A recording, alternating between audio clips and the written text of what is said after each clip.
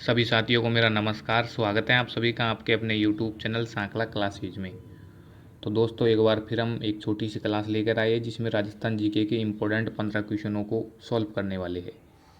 तो यह क्लास बड़ी खास होने वाली है और आपको साथ साथ क्वेश्चनों को काउंट करना है कि कितने क्वेश्चन आपके रॉन्ग और कितने राइट हुए, और बाद में कमेंट में बताना है कि आपके कितने क्वेश्चन सही हुए। ठीक है ना। तो आज की क्लास बहुत ही अच्छी होने वाली है, तो बिना देरी के क्लास को करते चालू।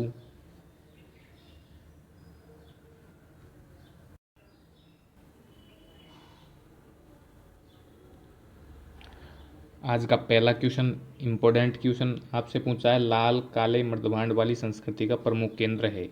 जो लाल काले मर्दभांड है उनकी संस्कृति का प्रमुख केंद्र कौन सा है? ऑप्शन ए है कालीबंगा, ऑप्शन बी है आहड़, ऑप्शन सी है बालाथल, ऑप्शन डी है बागोर। तो इसमें आपका राइट आंसर ऑप्शन बी होगा, आहड़। आहड़ लाल काले मर्दभांड वाली संस्कृति कहलाती है। आहड़ जो कि उदयपुर में है। आहड़ के आवासीय भवन ईंटों से निर्मित थे और तांबे के उपकरण की प्रचुरता के कारण इसे ताम्र नगरी भी कहते हैं। ठीक है ना। तो ऑप्शन बी इसमें आपका राइट हो जाएगा। आगे बढ़ते हैं। अगला क्वेश्चन, सेकंड क्वेश्चन आपसे पूछा है, सन 1837 में बीजक की पहाड़ी बैराट स्थित अशोक के शिलालेख को किसने खोजा? जो बैराट की पहाड़ी पर बीजक बीजक की पहाड़ी पर जो अशोक का शिलालेख है उसे किसने खोजा? Captain Burt, Colonel James Tod, Captain Hawkins, RC Agrawal. चार ऑप्शन आपके पास में है और इसमें आपका राइट आंसर क्या होगा आपको बताना है।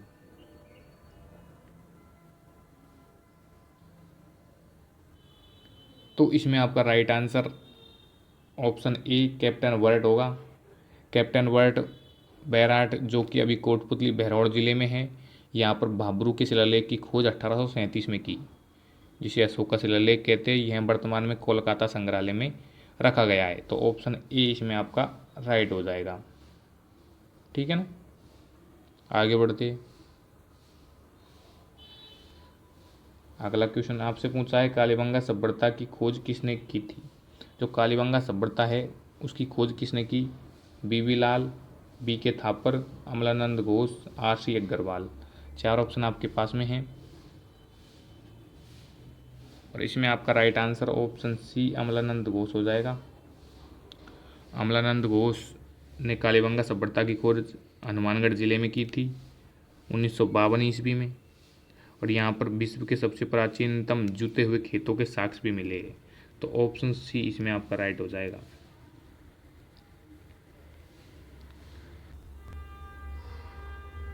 क्वेश्चन नंबर 4 आपसे पूछा है, किस युद्ध के बाद राजस्थान में मुगल शासन की नींव सुदृढ़ हुई?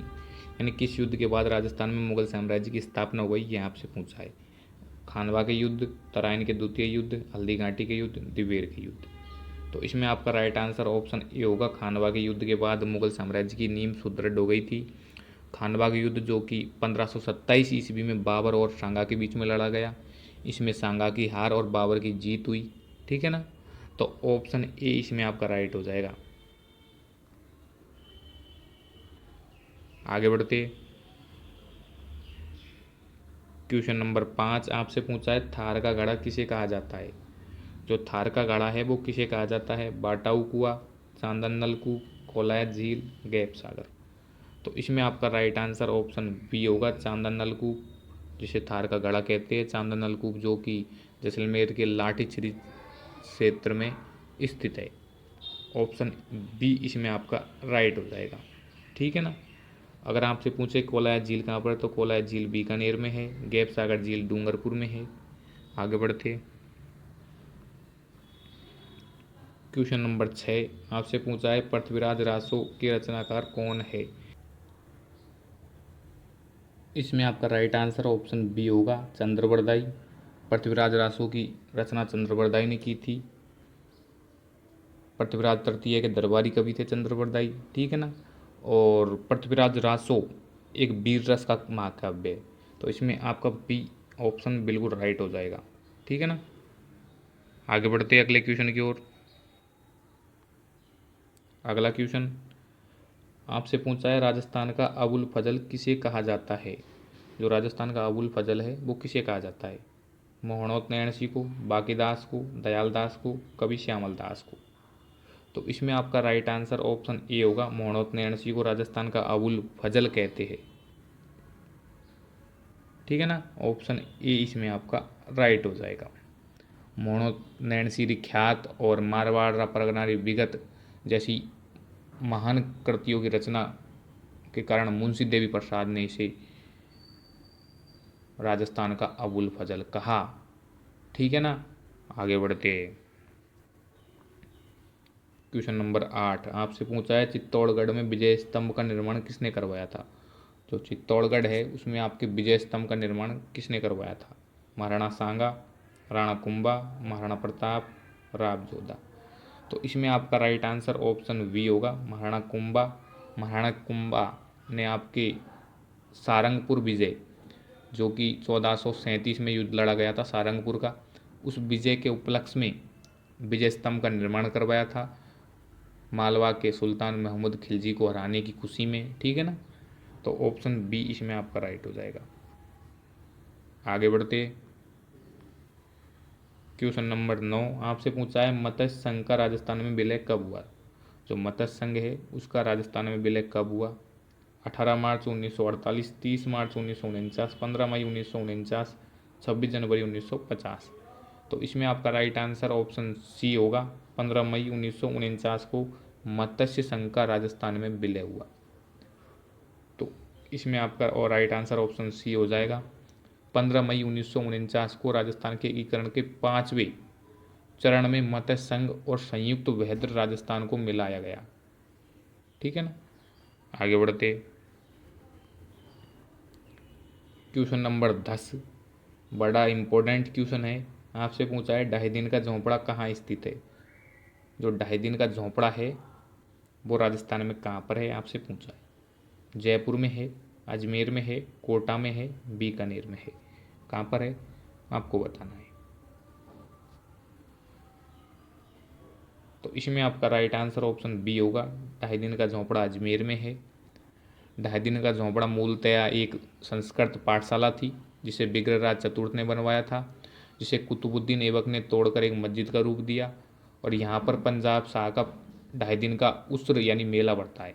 ठीक है ना, तो ऑप्शन बी इसमें आपका राइट हो जाएगा। आगे चलते हैं। क्वेश्चन नंबर 11 आपसे पूछा है, प्रसिद्ध बनी ठनी चित्रकला किस शैली से संबंधित है? बूंदी शैली, किशनगढ़ शैली, मेवाड़ शैली, मारवाड़ शैली। तो प्रसिद्ध बनी ठनी का चित्र है ना, वो आपके किशनगढ़ शैली का है। ऑप्शन बी इसमें आपका राइट हो जाएगा। ऑप्शन बी इसमें आपका राइट हो जाएगा। और बनी ठनी चित्र को भारत की मोनालिसा भी कहते हैं, और ये सामंत सिंह के समय चित्रकार निहाल चंद द्वारा बनवाई गई थी। ऑप्शन बी इसमें आपका राइट हो जाएगा। क्वेश्चन नंबर 12 आपसे पूछा है, अग्नि नृत्य का उद्गम किस जिले से हुआ है? जो अग्नि नृत्य है उसका उद्गम किस जिले से हुआ है आपको बताना है।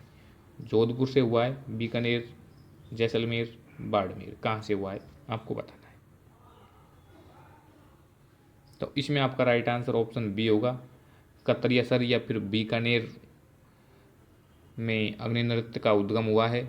यह नृत्य जसनाती संप्रदाय के सिद्ध पुरुषों द्वारा जलते हुए अंगारों पर या फिर धूना पे किया जाता है। ठीक है ना, ऑप्शन बी इसमें आपका राइट हो जाएगा।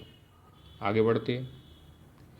क्वेश्चन नंबर 13 बहुत ही इंपॉर्टेंट क्वेश्चन है। आपसे पूछा है, राजस्थान की वैष्णो देवी किसे कहा जाता है?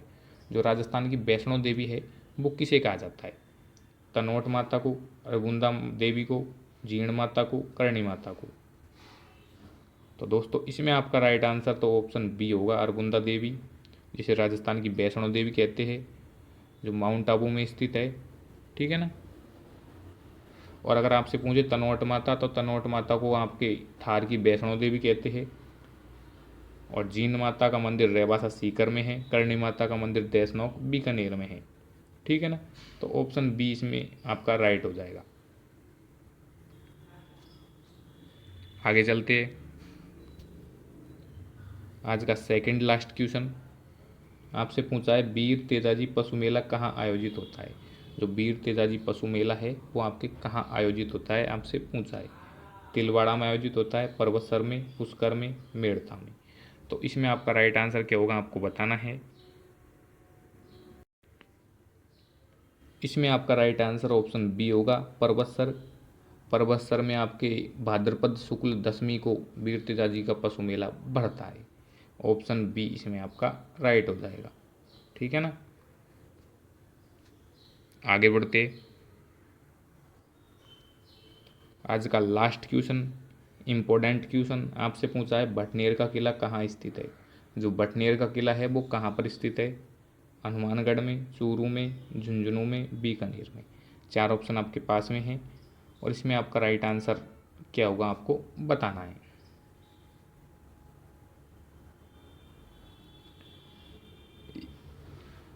इसमें आपका राइट आंसर ऑप्शन ए हनुमानगढ़। भटनेर का किला जो कि भाटी राजा भूपत ने बनवाया था, यह घग्गर नदी के किनारे है, हनुमानगढ़ में स्थित है ना, और राजस्थान का सबसे प्राचीन किलों में से एक है ये। तो ऑप्शन ए इसमें आपका राइट हो जाएगा। तो यह क्लास हमारी यहीं समाप्त होती है। अगर आपको क्लास अच्छी लगी है तो वीडियो को लाइक, शेयर, कमेंट ज़रूर करें और चैनल को सब्सक्राइब करें और हमें कमेंट में बताएं कि ऐसी क्लास हम रेगुलर करें या फिर नहीं करें। ठीक है ना, और आपको बताना है कि कितने क्वेश्चन आपके रॉन्ग और राइट हुए।